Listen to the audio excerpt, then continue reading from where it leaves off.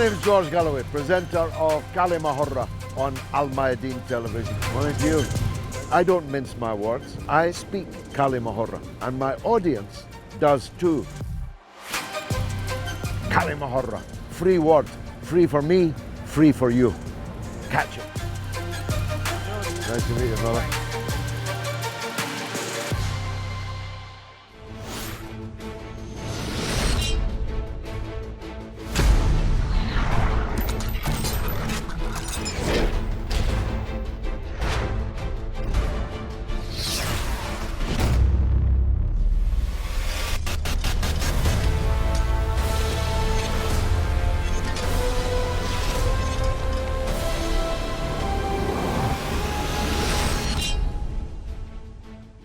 Welcome to Kalima Horra with me, George Galloway, on Al Mayadeen television, coming from London, but talking about Palestine and asking the questions. Have the Western masses awoken to the reality of Palestine occupation?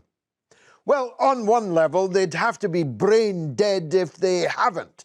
If seeing hundreds of thousands of people, 2.2 million in total, literally under relentless bombardment, being killed, maimed, slaughtered, displaced, sent fleeing for their lives, watching hospitals being bombed, watching white phosphorus raining down on a civilian population with nowhere to run, nowhere to hide. When Netanyahu ordered the Palestinian people to leave because a massive bombardment was about to begin, the question that ought to have been on everybody's lips was, leave to where?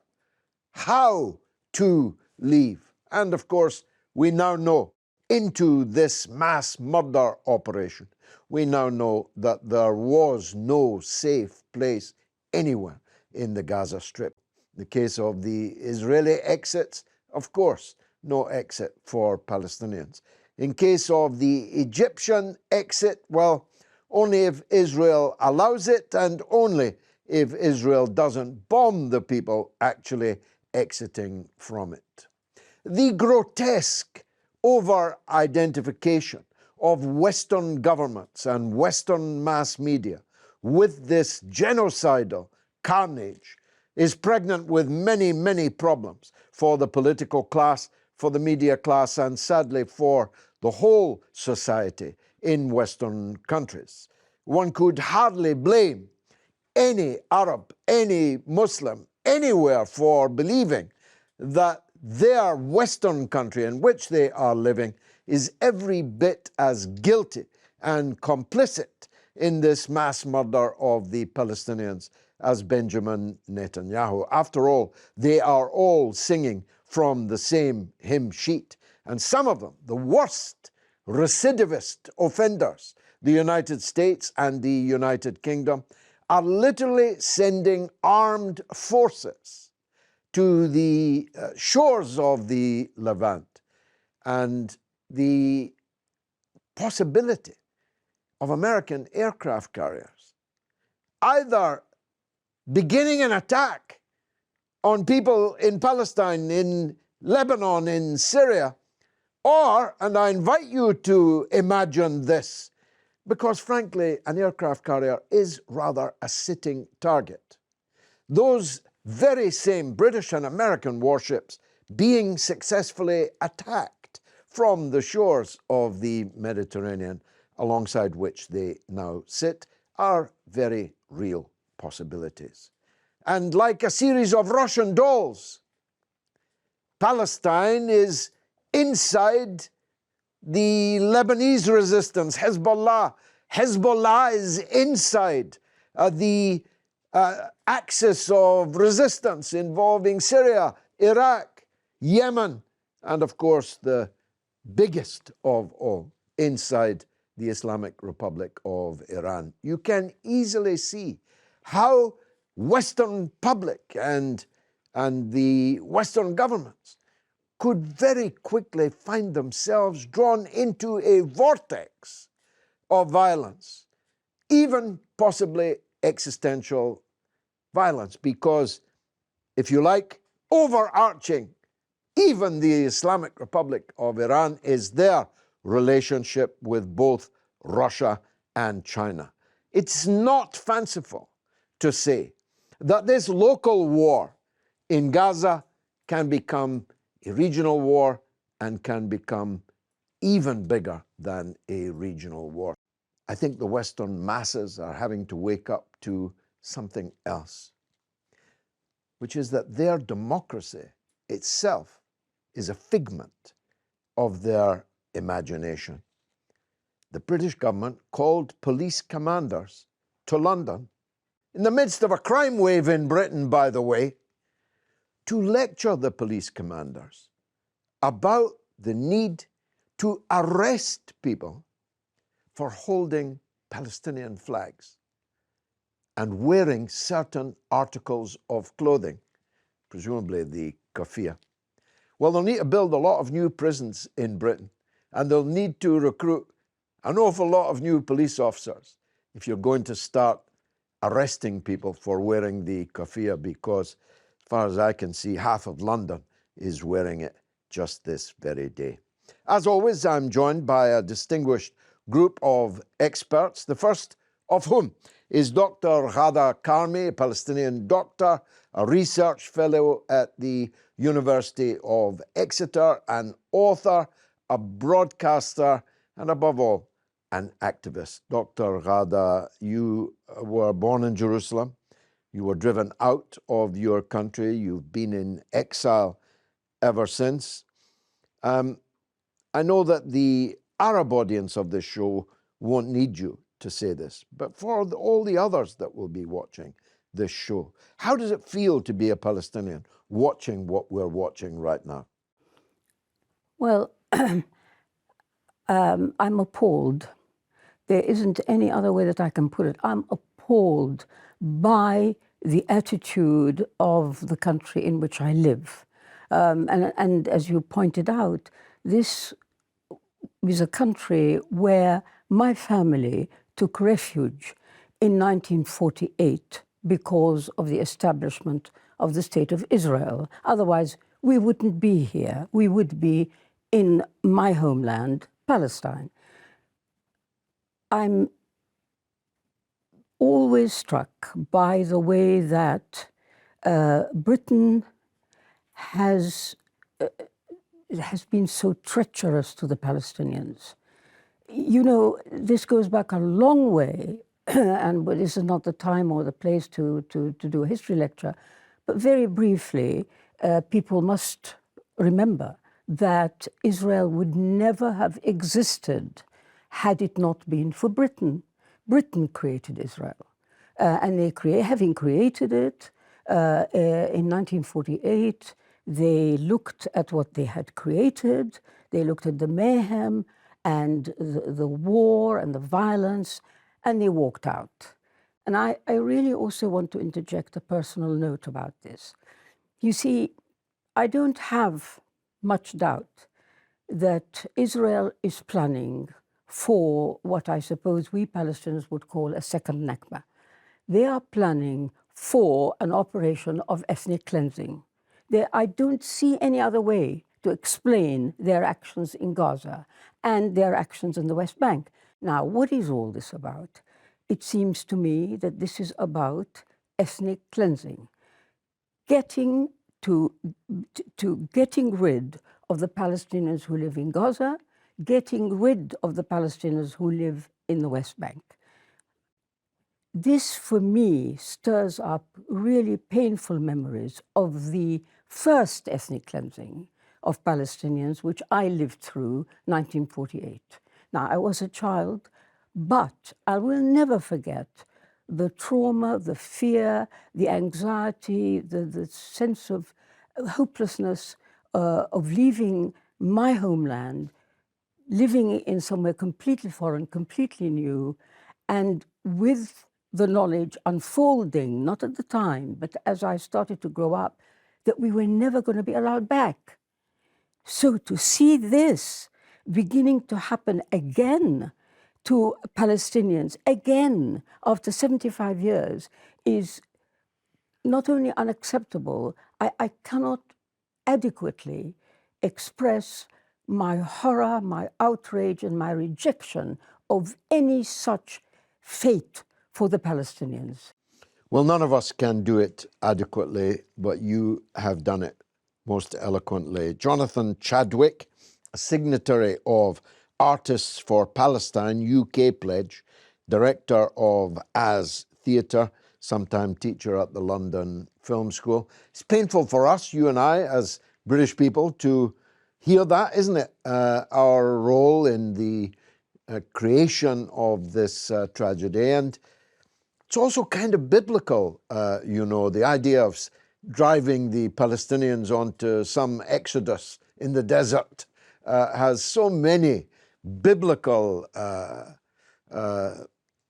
amplifications that these are quite extraordinary times that we're living through, and our country then and now is right at the center of it, don't you think? Yeah, I think it's absolutely true that you have to look at the language of symbols and the language of mythology and the way in which the arguments are built up on the basis of synergies between the regime here and the Israeli regime. What I mean by that is that these regimes are kin in terms of the kind of social organizations of which they represent.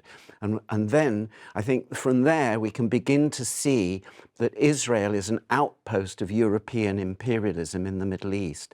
And we can see that European imperialism itself is, in its modernity producing project, a genocidal movement. And you can reflect back on the history of that imperialist project, and you can see that genocide coming up again and again and again against indigenous people throughout the globe. So I'm not saying it's no surprise what's happening. I'm simply, and I of course, by talking about it even, one might appear to be justifying it, but I'm saying you do have to look very deep into the integuments of the English-British regime and look at the settler colonial basic heritage of the English regime. After all, it was in the end of the 13th century, and I think you're right, we don't want a history lesson, but it is important to go back into the history and look at what was going on. The first settler colonial project in this country was practiced on the Welsh people, and you can still see the settlements. The castles that are built in Wales were those implantations by the English regime when they put in English farmers to farm the land of Wales. So that settler colonialism is deep in the sense of the regime that we exist in and that we've been brought up in. So when we're talking about these reactions from the state and these pronouncements from the state, they belong in that area of the world, which is to do with symbolic language. So, you know, if you're looking at what actually holds together the Israeli project, there is nothing other than genocide that holds it together. The Israelis are in the grip. They cannot break the grip of that need to continue their project through genocide, through the destruction and effacement of the Palestinian people. So I think that one's got to recognize that it's the nature and character of the Israeli state, but not just that, the nature and character of Western imperialism that one is actually having to talk about. And if anything, what we're in a position now historically is that we can, as I think you were pointing out, George, we can start to look at this social phenomenon of the West, and we can see that it's in and beginning to be in its last days. It's breaking up as a civilizational project. And one of the signs of that, of course, is this enactment in the Holy Land, in Palestine, of the Israeli state as a kind of subaltern substitute European imperialist project within the Middle East. Yusuf Al-Helou, journalist, correspondent, political analyst from Gaza. It's less than 100 miles from Armageddon to Gaza. I looked it up just before the show. Megiddo is 110 kilometers from Gaza. Are we making, I've made that journey. Are we all going to make that journey in the opposite direction? Does Gaza lead to Armageddon? Do the Palestinians agree to go into the Sinai desert and live there waiting for what an Israeli leader said, for the international community to build cities for them? Or are they going to stay put? Well, George, I was in Gaza last month and with my family, and we anticipated that the Israelis might attack Gaza without any pretext. So the idea of Israel waging an offensive and onslaught in Gaza was there all the time. We successfully made it safe back to London. Gaza has been always headache to Israel because it is described as the capital of resistance. And because of the steadfastness for people under Israel's crippling blockade for the past 16 years, that was something wasn't explained to Israelis, that the more you pressure people, the more they become resisting to those collective punishment policies. Now, I don't think the Palestinians of Gaza would agree or would accept the idea of becoming refugees again and be pushed towards the Sinai Peninsula, for the simple reason that 2/3 of Gaza population originally are descendants of refugees. And they say there is no guarantee if we go back, if we go to Egypt or Sinai, that Israel would allow them to go back if Israel decides to invade Well, there's a guarantee Gaza. that they wouldn't. Yeah, well, but my family, they refused to leave the house despite the leaflets dropped from the air. They say we would rather die in our house. The people of Gaza are dismayed by the apathy of the so-called international community due to the lack of action of the international community. They are left alone to face their fate. Unfortunately, it seems that Palestinians are being dehumanized. It seems that Palestinian blood has no value to the Western societies. No place safe in Gaza. Hospitals were bombarded, clinics, mosques, universities. Everything is a target. Israel does not need a justification to attack Palestinians. Simple as that. Let's hear from New York, from Rabbi Visroel David Weiss, with whom, if I'm not mistaken, I once traveled into Gaza. Rabbi, what are the root causes of the current conflict between Israel and Gaza? With the help of the Almighty, I pray to the Almighty to bestow upon me His truth and wisdom, that I may convey His message and so sanctify His name, and shall bring peace to the world. The root cause is clearly because of the introduction of a political ideology called Zionism. It's a nationalist movement. It's masquerading in a religious name, Israel and the Star of David and so forth, but it is a totally flawed, a material movement, selfish people who wanted to create their own haven, their own sovereignty, and they're using the religion to create it. That is the root cause of so much hate, strife, bloodshed, and rift between Jews and Muslims.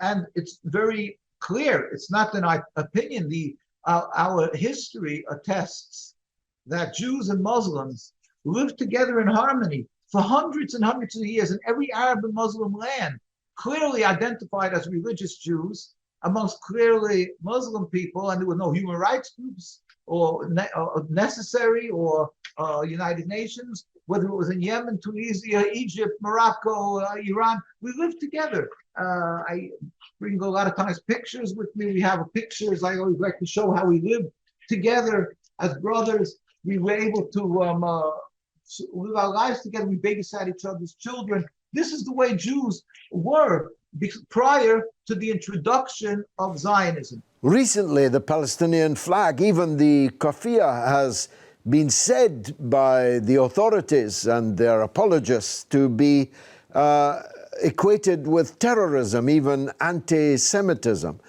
Is the Palestinian flag really anti-Semitic? God forbid. A Palestinian flag is the flag of the people of Palestine, the indigenous populace, who have a flag, as all over the world people have flags to represent themselves. the flag of Palestine would actually be the flag of the Muslims, Christians, and Jews, and we would be continually developing and growing and flourishing.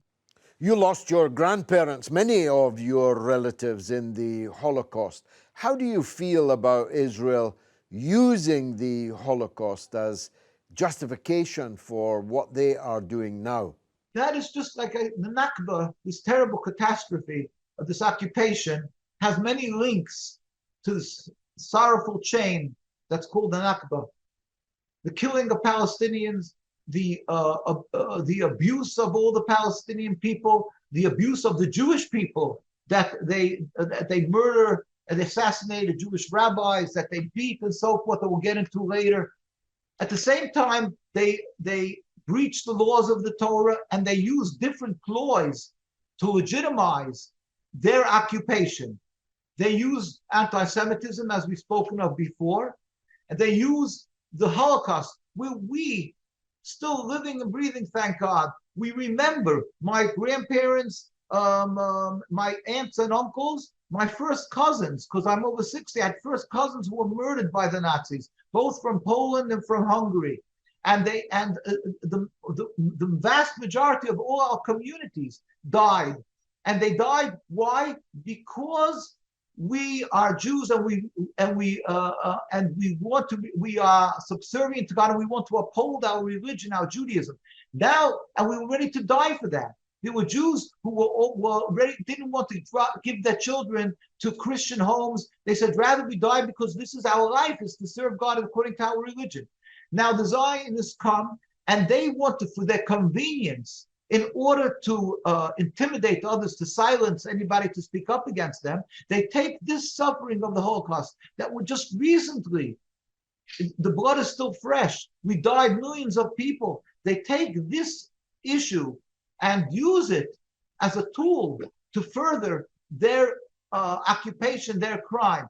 There are increasing numbers of demonstrations, manifestations of all kinds of support for the Palestinian people, but the authorities and their mouthpieces brand these as expressions of support for terrorism, for anti-Semitism. Is that going to work? For many years, tens of years, the Zionists enjoyed the control of the microphone, and they put pressure on the media that they should give the narrative like they want to say, that it's anti-Semitic, and whoever opposes them, and that they're the voice of Judaism, and that was a land without a people, and for a people without a land, that and the only reason that people are objecting to them being there is because it was an empty land, and there's just people who are anti-Semitic and Palestinians, and running around looking to bother the Jews. Not that we took their homes or their towns. They ignored all of the true history, and they had control of the mic. Today we have so many different opportunities of alternative media that the world should be aware of what's happening. Therefore, I think that most people in the world look for justice and have compassion. How long can Israel go on doing this, and what should the so-called international community be doing about it? Well, let me just add, again, we plead with the world that at the doors, the gates of Gaza, they're standing now, amassed, the Israeli army, 300,000. And so we plead with the world, recognize, have respect for the Jewish authorities around the world, true to Judaism, and do not commit this colossal crime. Do not murder the victims, the Palestinian people. It's enough for these last 75 years, and the Jewish blood that kept on pouring, all because of Zionism. Don't be fooled by Zionism. Don't invade the people of Gaza. Instead, look at the true solution, which is removal of the true impediment to peace, which is this illegal, illegitimate, and selfish occupation which stopped our coexistence of peace. And that, God should help, it should happen sooner nowadays. I'll be back with the second part right after this short break. Stay tuned.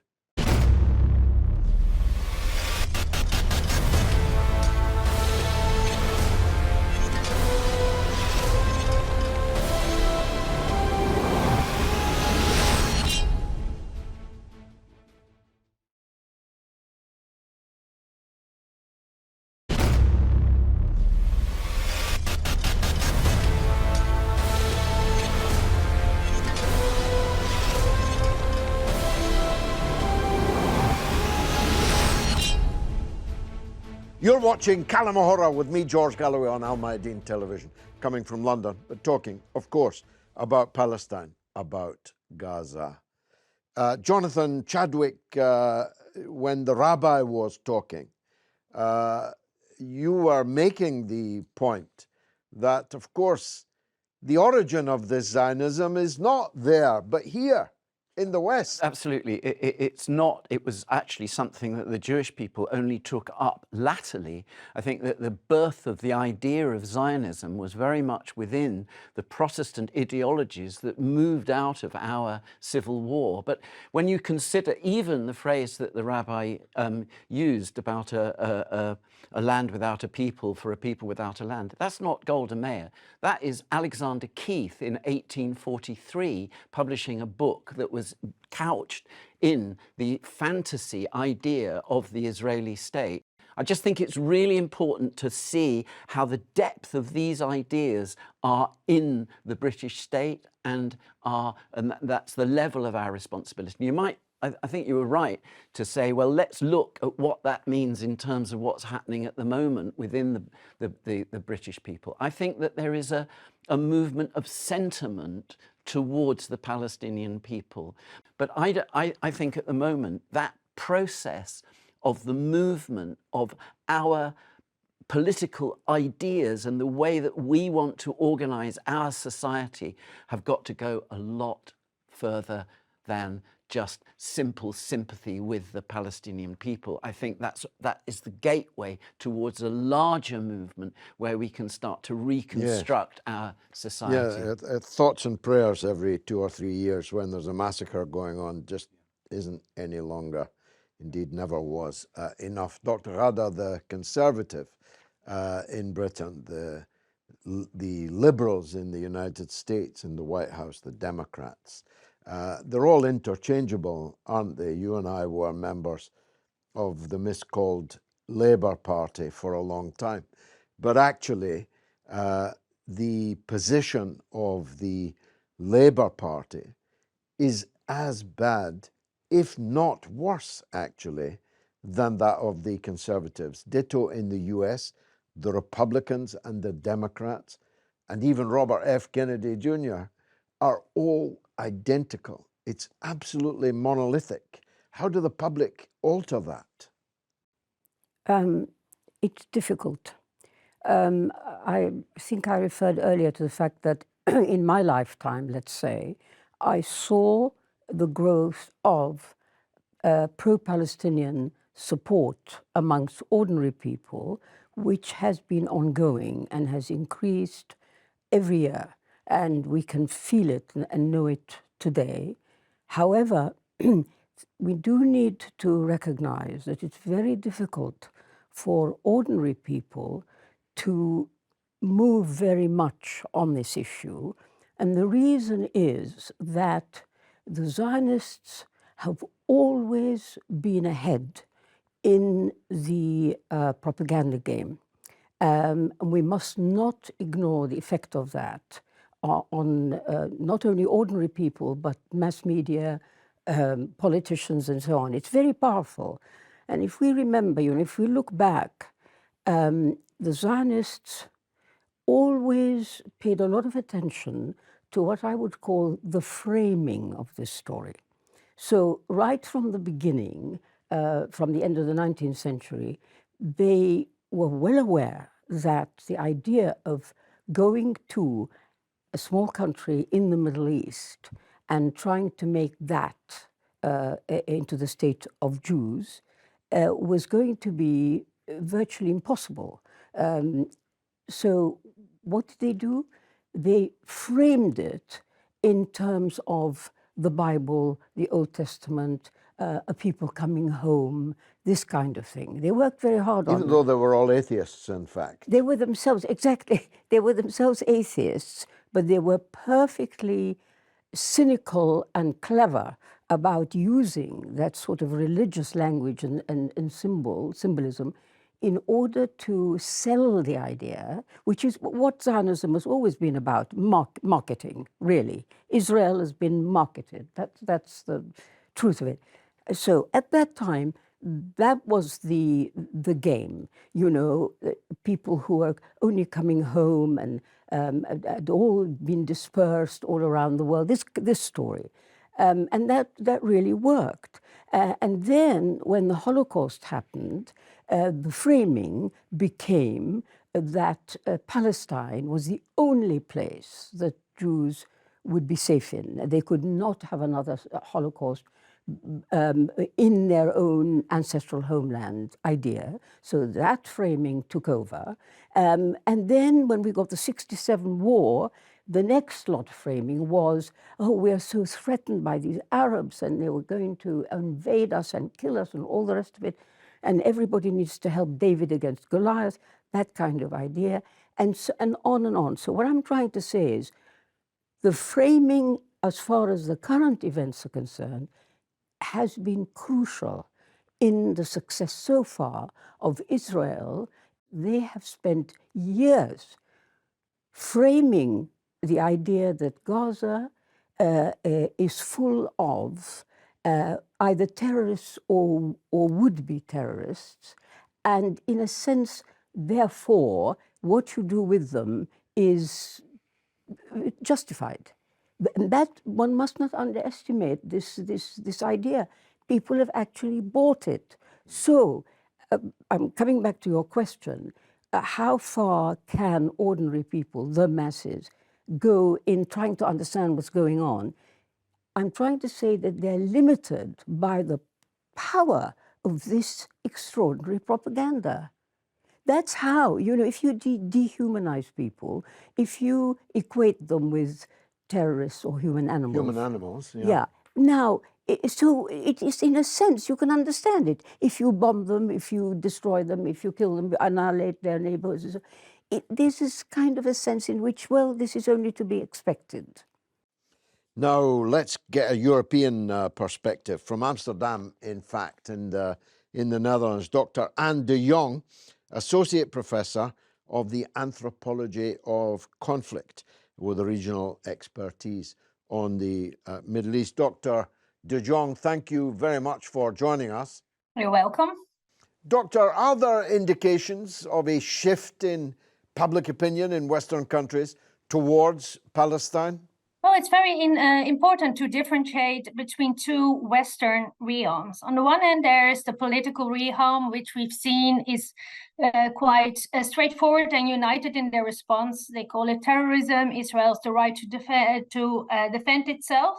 But on the more popular voice that you hear in Western countries such as the United States, but also the United Kingdom and the Netherlands, is much more interesting from a scientific perspective and much more differentiated. Where the political realm really focuses on social, economic, and political interest, the people in the last 10, 15 years have been taken in a lot of different information. For example, they watch social media, but also many years of activism have changed the perception of what's going on in Israel and Palestine to focus much more on human rights rather than a very crude binary distinction, either pro-Israel or pro-Palestine. You've recently completed an 18-month piece of research into the situation in the occupied West Bank and East Jerusalem, and in Gaza for that matter. Can you give us the overview of your findings? There's my research focused on human rights activism.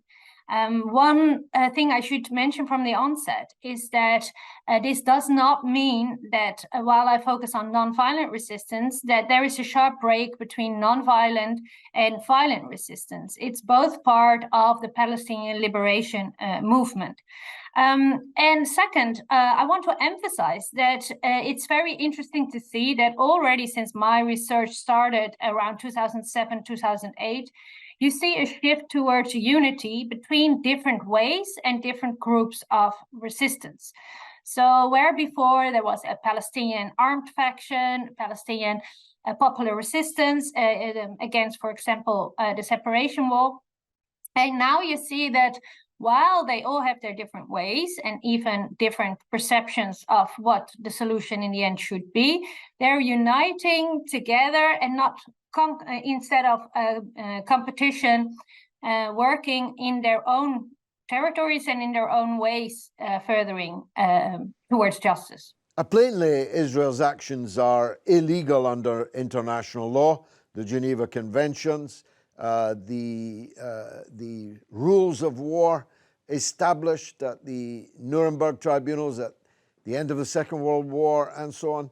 Why do Western governments simply ignore such fundamental points? Yeah, that's moving back to the political realm and the political reactions. It is very important to say that these are politicians, spokesperson, members of parliament, who each have their own context in which they operate. And they really prioritize political and socio-economical interest in the region, but also in their home countries. For example, in the United States, there has been a long history of support for Israel. One should not underestimate that there is a huge elective population who are Zionist Christians, so who deeply believe and are embedded in what's going on in Israel from a religious perspective. If you look at the UK and the politicians who respond there, they come from a slightly different background because the United Kingdom has been directly involved in the establishment of the situation as it is now, most notably due to the 1917 Balfour Declaration, which promised part of mandate Palestine to the Zionist movement. And here you can see that it is constantly conflated with anti-Semitism. However, in the UK, you see that this is often conflated with legitimate critique on the state of Israel. And that makes it very hard for politicians to even dare to criticize Israel because they will be accused of anti-Semitism in the UK. Of course, Ukrainians resisting Russian occupation are freedom fighters. Palestinians resisting Israeli occupation are terrorists. In the Second World War, I was born just 9 years after the Second World War. I grew up believing that the French resistance were heroes, but to the German occupiers of France, they were, of course, terrorists. This kind of labeling, how does it help or hinder any proper understanding of the situation? Yeah, I think the first thing we need to consider when answering this question is that there's has been a construction of a very crude binary distinction. So Palestine on the one hand, Israel on the other, and you have to choose. If that is the case, and given the history of many European countries and the history of the relationship between the US and Israel, it is the safe bet and also the historical continuation to be pro-Israel, either whether it's based on a wrong sense of guilt. And on the other hand, it is a crude distinction that leaves no space for the human rights, the political rights, the socioeconomic rights of the other. So if you say that they are terrorists, if you emphasize the right to military intervention, you do not have to deal with the fact that the everyday situation in Palestine is one of military occupation. Well, what will be the end result of all of this? The Western governments giving more and more extreme support and license to Netanyahu's government, whilst more and more of their public opinion is beginning to see things more clearly and very differently. What kind of outcome might there be of this? Well, first, I'm a scientist, so I'm of course specialized in what is and not particularly on what will be in the future. But I can say that my current research and the broader perspective has two sides. On the one hand, I have very little hope for the next couple of weeks and next couple of months. On the other hand, however, I think it is significant that people spread different information, that people dare to speak up against their own governments, against biased or single-handed reporting in their own countries, that they're spreading and moving to the streets. And this is not limited to Arab countries, but we're talking also New York, London, The Hague here in the Netherlands. I think the particularly hopeful here is the involvement of many young people, so students, and the very vocal and very strongly represented part of the Jewish diaspora. So Jewish citizens of these countries who very clearly speak out and say, hey, not in my name. I refuse to be made into an enemy, and I refuse to any longer go on with the narrative that costs so many people's life. Yusuf, in the swirl of all these events, it's easy to lose perspective and indeed to lose hope. In my lifetime, Algeria was a département of France, and 1.5 million French people lived there and were going to remain there forever. French Algeria was a reality that would never change, no matter how many Algerian martyrs there were, no matter how much struggle for independence there was. How do you, as a person from Gaza, here in exile, how do you keep the faith, as it were, the belief that that you're walking through this storm, but you'll never walk alone? Well, George, I didn't ask to be a Palestinian. I just got lucky. So seeing the Palestinian flag waved all over the world makes me happy that it is a central issue. Actually, I would like to see the Palestinian flag and the kufiya, the symbol of freedom and peace. It's ironic that the world is turning a blind eye to the issue of Palestine as if Palestinians are the aggressors. We will not vanish like Native Americans. We will stay there. We teach the love and history of our homeland to our kids and generations to come. Probably Palestine is the only country still colonized under military occupation worldwide. That's why there is solidarity and sympathy from people around the world, because when an oppressed nation, they are being subjected to this cruel hegemony, Americans, West, everybody's fighting the Palestinians simply because they are seeking freedom. So we believe that this is a just cause, and Palestinians will never raise the white flag. We know that colonizers will leave. That's why we have this vision, we have this belief that whatever Israel does to the Palestinians, Palestinians will continue fighting. Palestinians use different methods, peaceful resistance, armed struggle. We were let down by the international community, the United Nations, Security Council. So Palestine one day will be free. Dr. Ghada, Arafat used to say to me all the time, we are not the Red Indians. And I put that out on social media a week or so ago and got banned. It got banned because it was offensive to the Native Americans, calling them Red Indians. Arafat was before the new political correctness. But it is true, isn't it, that the Palestinians have refused to go into the museum. And that's what really sticks in the throat of the empire. Absolutely. And you know, actually, if you look at it from the Israeli point of view, from the Zionist point of view, the big mistake that in 1948 the Zionists didn't expel all the inhabitants, the Arab inhabitants of Palestine, and many of them have actually said it. That's one problem they have, that is, there are people, Palestinians, still in the homeland. But of course, the other issue which they didn't take account of was that there is a wider Arab world beyond Palestine. Now, even though many of us are in despair about the attitude of Arab governments, we know that there is a tremendous amount of support and sympathy amongst ordinary Arabs in different Arab countries. That depth, if you like, to the Palestinians is also very important, which the Zionists cannot defeat.